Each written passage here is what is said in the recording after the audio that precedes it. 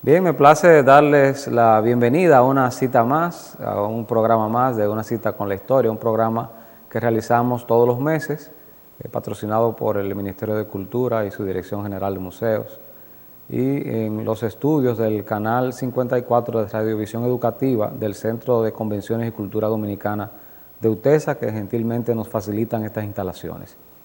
Ya este es el programa número 20 que estamos realizando. Y en esta oportunidad, como ya la habíamos anticipado, lo estamos dedicando a la educación en Santiago, sus inicios y su desarrollo y la evolución, particularmente tocando a una maestra primordial que es Ercilia Pepín. Específicamente de Ercilia, es una de las efigies o estatuas que están en el área del monumento, en el coche. Ella figura ahí, sentada ahí, resaltándola como una maestra sobresaliente. Inclusive hay premios magisteriales, el mayor mérito está dedicado a su nombre, hay escuelas, hay hasta un puente aquí en la ciudad con su nombre, el Centro de la Cultura, es señorita Ercilia Pepín. Es decir, que estamos hablando de una persona que es muy sobresaliente en el magisterio dominicano, y una persona que nació aquí en Santiago y que es orgullo nuestro. Entonces, para hablar de ese desarrollo, de esa historia, hemos invitado al amigo Andrés Acevedo, quien es un reconocido escritor, ha escrito ya unos 8 libros, pero sobre todo un investigador, una persona que está siempre hurgando en el Archivo General de la Nación, en el Archivo Histórico aquí, en el Ateneo, investigando, buscando datos y siempre compartiendo esos conocimientos en cursos, en talleres que muchas veces imparte. Entonces, con el amigo Acevedo, que le habíamos anticipado este tema interesante, lo tenemos aquí con nosotros. Así que bienvenido, Andrés. Buenos. Un gusto tenerte por aquí. Muchas gracias, mi querido amigo, también escritor y educador, Marlon Ancelotti, por invitarme a tu programa. Bien, tú sabes que ahora en agosto es una temporada muy activa en la parte educativa porque si bien las clases no se han iniciado, pero es un proceso ya de preparación para el año escolar. El año escolar en unas ocasiones ha iniciado en agosto, este año va a iniciar en septiembre porque terminó ahora recientemente en julio. Entonces hay una efeméride que nosotros destacamos porque esto es una cita con la historia y particularmente esta efeméride tiene mucho que ver con Ercilia Pepín porque el 2 de agosto del año 1913 ella recibe el título de maestra normal y lo recibe ya con notas sobresalientes, es decir, una mención importante que se le dio en ese momento. Pero ya ella tenía ya una experiencia desde su adolescencia ejerciendo el magisterio. Entonces ella era maestra normal. Ese es un título que que quizás las generaciones actuales no saben de dónde viene esto, el maestro normal, la escuela normal. Vamos a indagar un poquito, porque la educación, nuestro desarrollo histórico, tenemos la Primera República, cuando inicia en 1844, luego viene la Guerra Restauradora, surge la Segunda República. Y ahí es que verdad que podemos hablar de educación. Cuéntanos un poquito de eso. Sí, te decía en el principio de que es importante tocar la invasión haitiana del año 1822, que eso dio pie a que emigraran familias importantes ya de la isla, de esta parte española de la isla. Se fueron una parte a Cuba, otra parte se fue a Puerto Rico, Venezuela, y entre esa familia estaba los padres de Benigno Filomeno de Rojas, quien se educó en Inglaterra, estudió leyes, se convirtió, vino aquí en el año 1846, 2 años después de la independencia de la República, y se dedicó a la educación, a la estadística, al estudio del Estado Dominicano, a conformar conjuntamente con Bonó y Ulises Francisco Espaillá lo que llama la República, darle forma de Estado a esta sociedad. Benigno Filomeno de Rojas era abogado de profesión, graduado en Inglaterra, también perteneció como funcionario a la corona y vino aquí. Aquí se dedicó a la educación, a la estadística y fue profesor de Manuel de Jesús de Peña y Reynoso, uno de los grandes precursores de la educación de Santiago es Benigno Filomeno de Rojas. Interesante ese dato. El segundo, que yo lo tengo como el segundo padre de la educación de Santiago, es Manuel de Jesús de Peña y Reynoso, que consagró toda su vida a partir del año 1874, cuando regresó de Cuba, comenzó a formar escuelas, la escuela del Colegio de la Paz, tanto aquí como en Puerto Plata, dirigió la escuela normal, en Santo Domingo fundó el colegio también y escuela, y también Pedro Francisco Bono.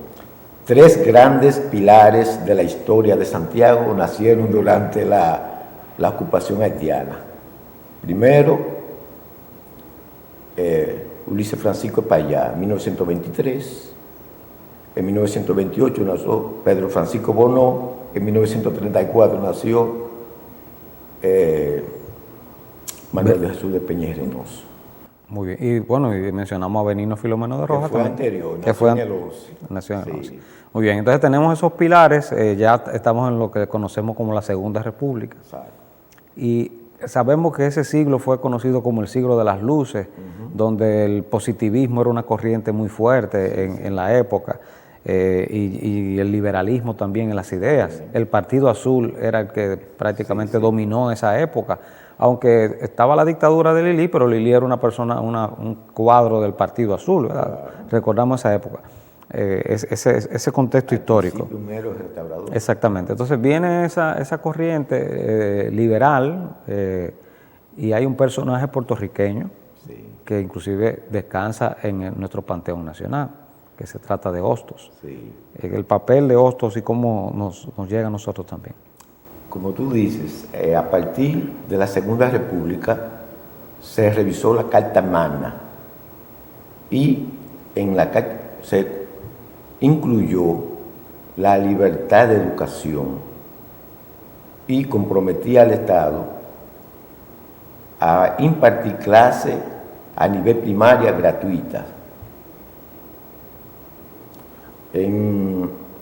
También se le dio la oportunidad a aquella persona con cierta instrucción de que crearan escuelas. Entonces se crearon dos tipos de establecimientos escolares aquí en Santiago, que era el público, que estaba subvencionado por el Estado y por el municipio, y los particulares por padres, familias e instituciones corporativas, como bien lo dice don Espinar en su estudio, en su libro Historia Social Dominicana, 1863 y 1900. Muy bien, es decir, que eran escuelas bien humildes, escuelas que no estaban quizás dirigidas por el gobierno, sino por personas particulares. Así que una persona con vocación de enseñanza podía dedicarse a ser maestro sin tener una titulación que lo respaldara en esos años. Entonces, pero ya posteriormente surge la necesidad de formar a maestros. Recordamos que mencionamos que ya en el 1913, doña Ercilia Pepín, o la señorita Ercilia Pepín, recibe su título de maestra normal, pero ya tenía desde el principio de siglo siendo maestra, siendo hasta directora de escuela. Voy a tocar un puntito antes de entrar en esa, que es, en ese periodo que yo te dije de que la Carta Magna ya incluye, se crearon dos centros, un centro importante aquí, que fue el Colegio Central Municipal, subvencionado por el Estado, con todas las formalidades de una gran escuela de formación. Y la particular ya, como yo te decía, la fundó la Logia, que es una escuela nocturna de arte oficio para niños pobres. La alianza, eso fue en 1875. Amante de la Luz, que era una escuela nocturna para guateros y para las personas nocturnas también, porque la gente trabajaba de día y los niños también. Los padres se llevaban sus hijos a trabajar con ellos. Entonces se crearon esas escuelas nocturnas.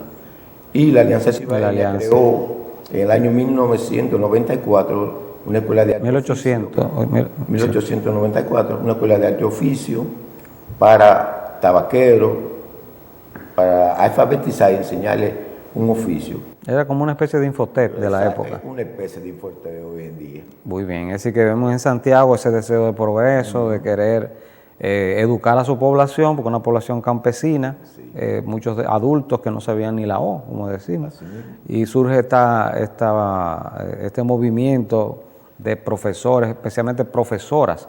Y ahí destacamos el aspecto de la mujer. Recordemos que la mujer en la época era una mujer que no tenía derecho al voto, el derecho al voto fue en los años 40, era marginada, dedicada solamente a las cosas del hogar, y entonces ahí se despierta una función para la cual la mujer encontró mucho espacio.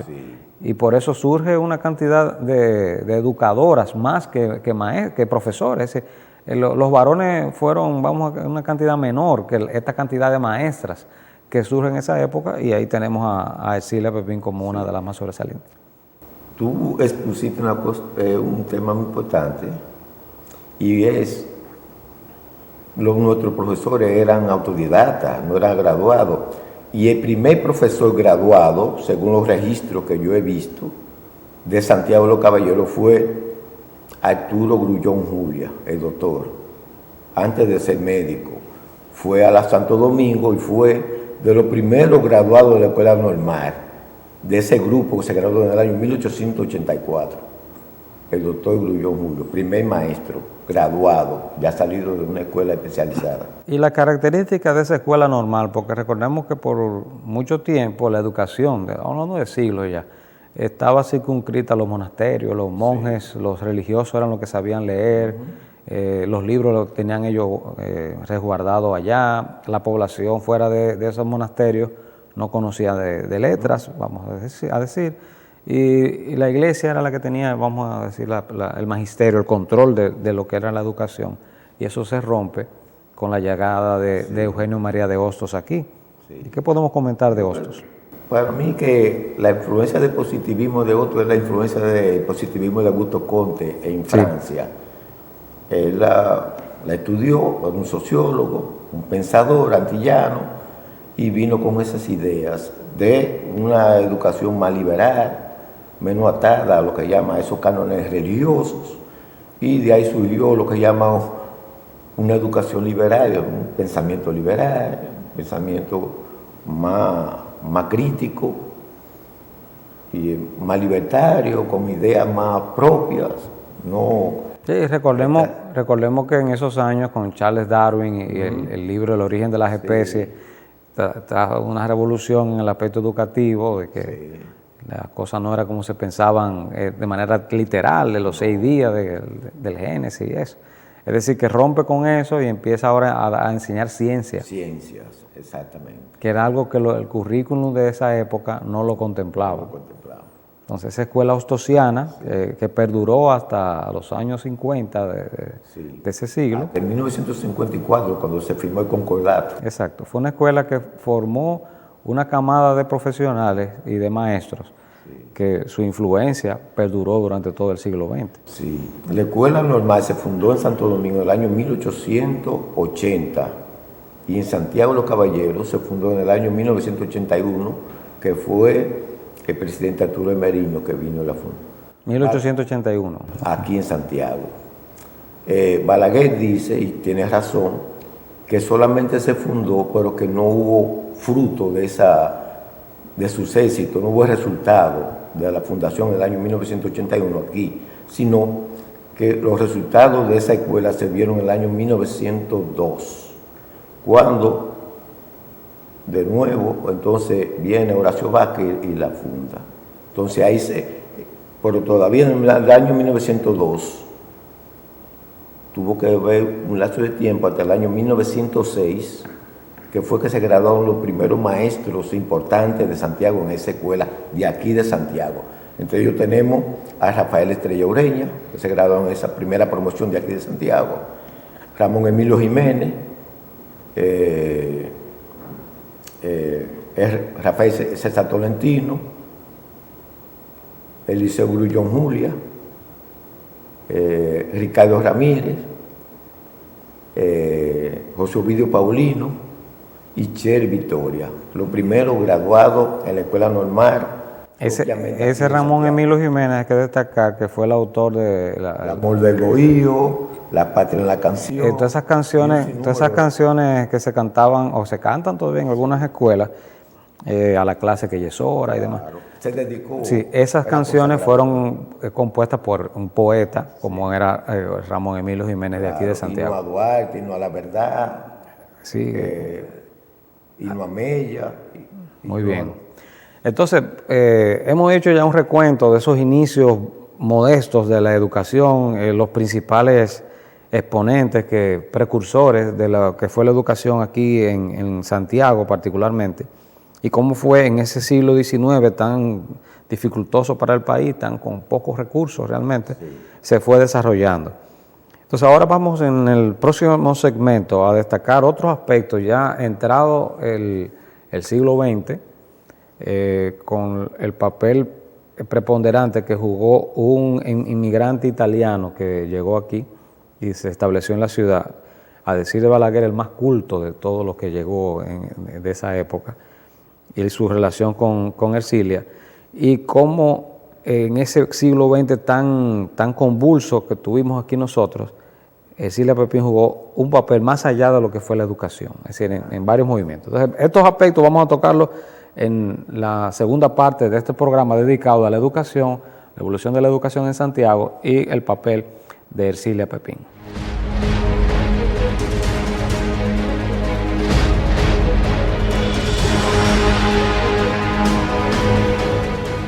Monumento a los héroes de la Restauración, patrimonio cultural, museográfico e histórico, símbolo que nos identifica como cibaeños y dominicanos. Conócelo.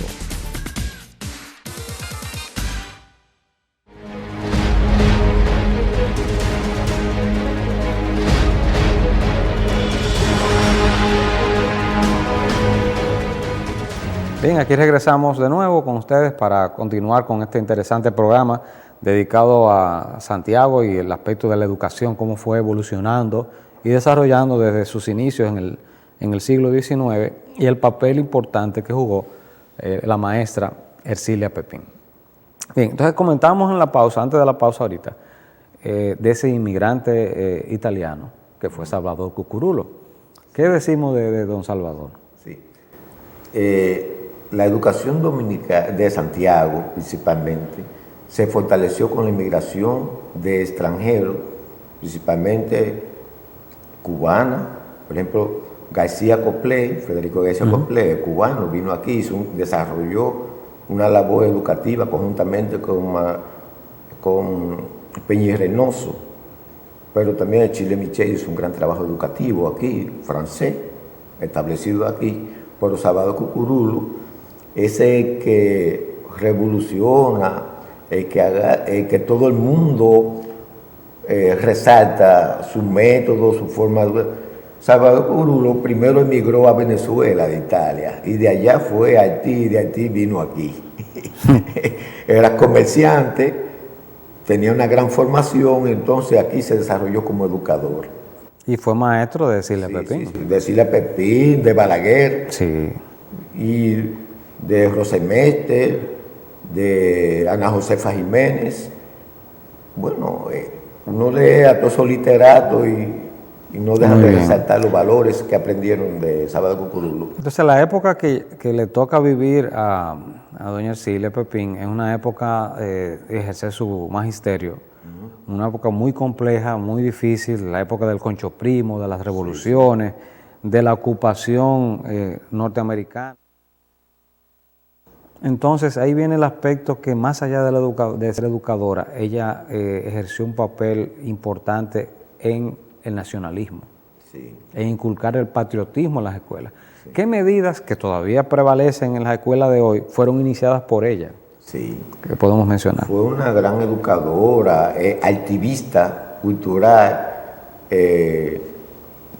congregaba masas, convocaba masas. Por eso Balaguer dice en su Memoria del Cortesano que cuando vino Alviso Campo aquí en el año 1927 y después Rómulo Betancourt, la llamó a ella para que lo ayudara a organizar esa conferencia aquí en Santiago, ya que se había impartido en Santo Domingo. O sea, tiene un poder de convocatoria enorme. De las medidas, ella fue enriqueciendo el método tosiano porque ella le agregó su propia forma de enseñanza. Cogió parte importante del método tosiano, pero ella también tenía su propia forma de enseñar y la fue enriqueciendo, agregándole a eso que ya... Inclusive se hizo costumbre de que se hiciera un acto cívico al inicio de la clase. Ella fue quien impuso, al enlistar la bandera, cantar el himno nacional, impuso celebrar la efeméride patria del 30 de marzo, de la batalla de la Barranquita. Fue que introdujo la canción, la poesía coreana, el canto en las escuelas, el respeto, mantener el respeto dentro de... Sí, inclusive cuando se entraba al aula había que ponerse de pie todo el mundo, un respeto que muchas de esas cosas se han ido perdiendo. Sí, esa tradición es importante, que debieran preservarse. Y además fue de la primera mujer activista contra la invasión norteamericana del año 1900. Inclusive se negó a aceptar una función ahí porque estaba firmada por los ocupantes de su país. Y en el año 1924, cuando las tropas norteamericanas abandonan el país con el acta de desocupación, la acompañó el brigadier, no sé qué grado tenía en ese momento, Trujillo, y arriaron la bandera norteamericana y entonces suben la bandera nacional en la Fortaleza San Luis. Ella fue la que hizo ese acto. Puso a sus alumnas a bordar la bandera dominicana y desde que los americanos fueron retirados de aquí de Santiago en 1924, ella de una vez bajó la bandera e hizo la nuestra. Exactamente, así que jugó un papel importante en destacar los aspectos patrióticos y a través de la educación, porque eso son cosas que en los niños se va formando, inclusive el respeto, que cuando se izara la bandera, todo el mundo se pusiera de pie, que todo el mundo se quedara en una posición de atención. Eso lo destacó ella, comenzando con los niños, porque esos son los ciudadanos de mañana. Mucha gente formada por ella trascendió eso como tradición a través del tiempo. Fue la primera en usar un microscopio en las escuelas, en su clase. Exacto. Y muchísimas cosas. Sí, hay que destacar también el hecho de no solamente la educación como aspecto teórico, sino verlo en el aspecto práctico.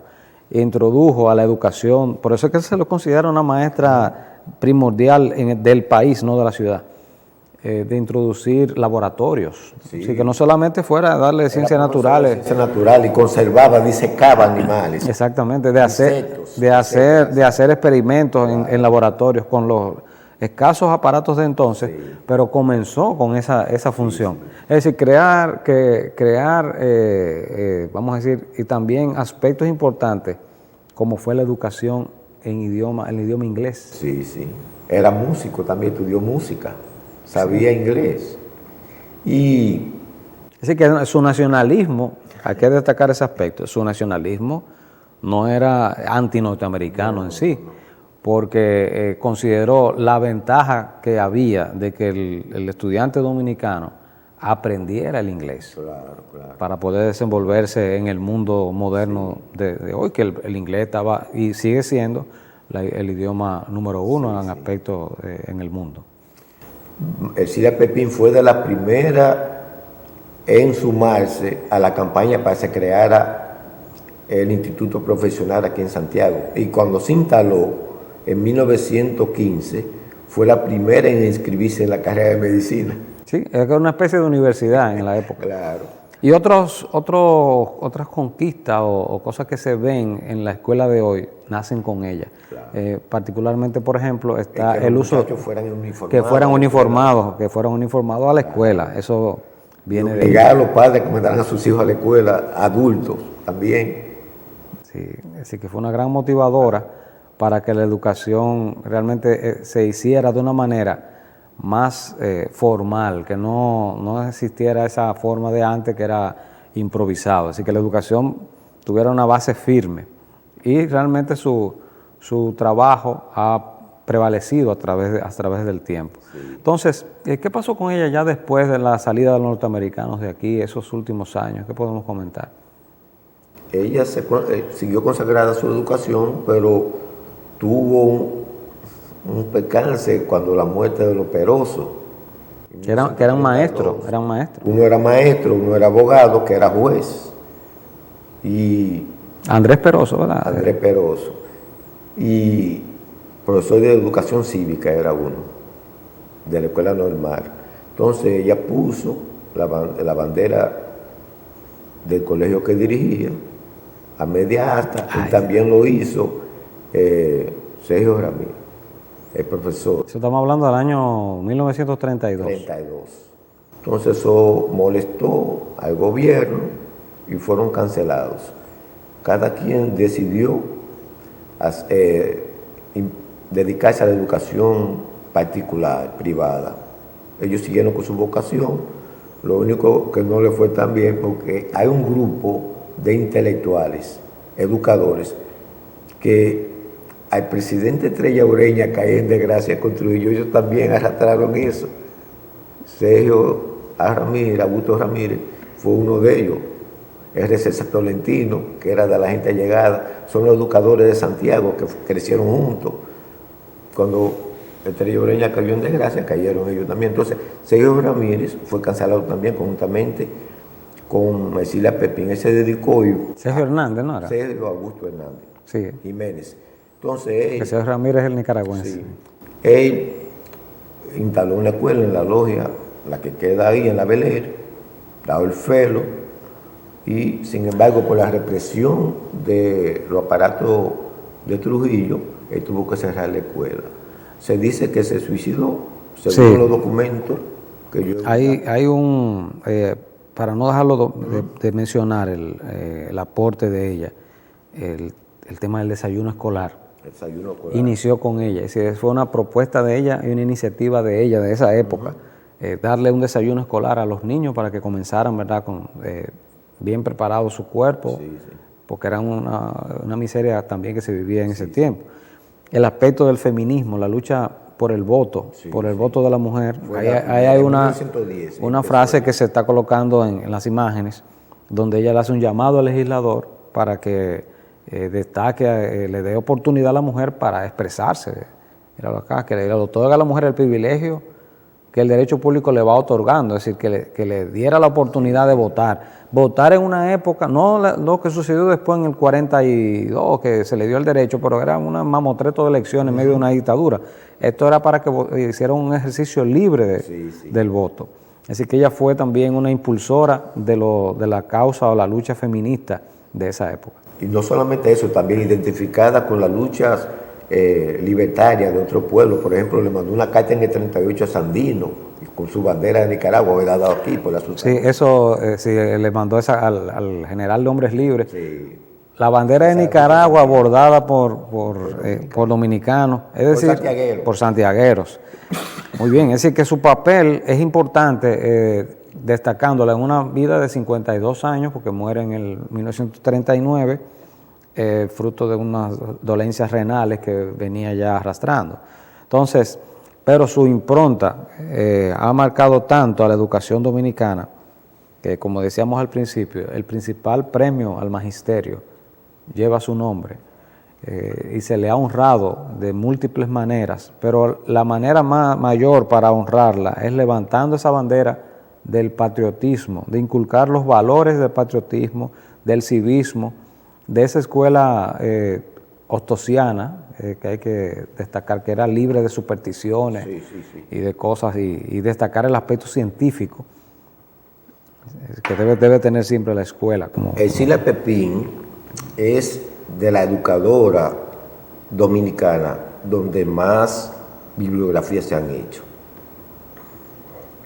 Sus alumnas, que fueron intelectuales, también se encargaron. Hay muchísimas bibliografías atacando, incluso Gutiérrez Félix ha dedicado muchísimos artículos en los periódicos, en el Nacional, destacando la labor importante, patriótica y educativa de Ercilia Pepín. Así que un orgullo para nosotros como santiagueros destacar a este exponente. Así que esa imagen de ella ahí en el coche saludando, que está en uno de... es una imagen emblemática. Es una imagen emblemática, destacándola a ella, inclusive en el resignificado que se le dieron a los murales de Bela Zanetti. En el tercer piso hay uno que está mostrando la educación, una maestra impartiéndole educación a campesinos, a hombres adultos, destacando esa campaña que se hizo en esos años, en ese siglo XX, para llevarle la instrucción pública a personas humildes, a personas obreras. Ya hemos visto cómo el Santiago de la época, que era un Santiago de personas de agricultura, que vienen de la agricultura y demás, del comercio, se empezaron a educar a personas ya adultas. Y el papel, el resignificado que se le dio, porque recordemos que los murales tenían un aspecto propagandístico de iniciativas de la dictadura, pero que no eran privilegios de la dictadura. El aspecto de la educación no nace durante la dictadura, porque hay personas muchas veces que creen que el Estado Dominicano, que todo lo fundó el dictador. No. Había unas bases que ya venían desde antes, había unos maestros. Claro. Esa pléyade de maestros, mencionamos ahorita fuera del aire a una serie de ellos. Tú mencionabas ahorita a Rosa Smester. Ana Josefa Jiménez. Rosa Smester se trasladó a Montecristi y la graduó la primera maestra normales de Montecristi. Y Ana Josefa Jiménez se estableció en Dajabón, hija del poeta José María Jiménez, educada. Se educó también porque había una playa de educadoras en la provincia, por ejemplo. Mélida Girán, de Altera Mota, sí, y de Delia Quesada. En Salcedo, Mélida Pantaleón. Hay una Mélida Girán, Blanca Mascaró. Eduviges Rodríguez. O sea, hay una generación, lo que pasa es que es difícil. Yo tengo los nombres y me he ido a su panteón ahí en la 30 de marzo. Tengo los nombres, pero es difícil. Yo recuerdo, bueno, esa era directora en el colegio donde estudié, doña Iluminada Aracena de Perelló. Exacto.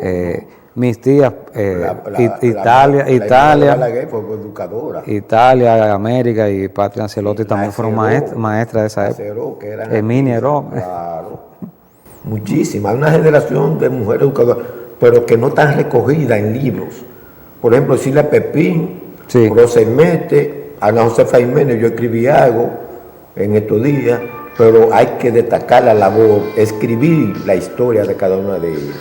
Bien, hemos mencionado una serie, acabas de mencionar una serie de maestras y de algo que como investigador, sea en el caso tuyo o una motivación a otros investigadores, que es una tarea pendiente que tenemos, de rescatar la memoria, que no solamente sea Ercilia, ve ahí aparece Ercilia con sus discípulas, que muchas de ellas las acabamos de mencionar. Sí. Entonces, es el hecho de que esa memoria histórica de esas mujeres, particularmente mujeres, porque los hombres existieron, pero no en ese grado, que se recoja ese ramillete de maestras que por tantos años que se recuerdan, algunos la recuerdan con tanto afecto, ¿verdad? Sí. Hay una que le mencionaban la negrita, que le decían, mamá álgebra y demás, una serie de mujeres que destacaron mucho la educación aquí y que nosotros queremos, tenemos una deuda pendiente. Es decir, los investigadores, y eso es una tarea que te lanzo a ti como investigador, que quizás que ha hecho una investigación acuciosa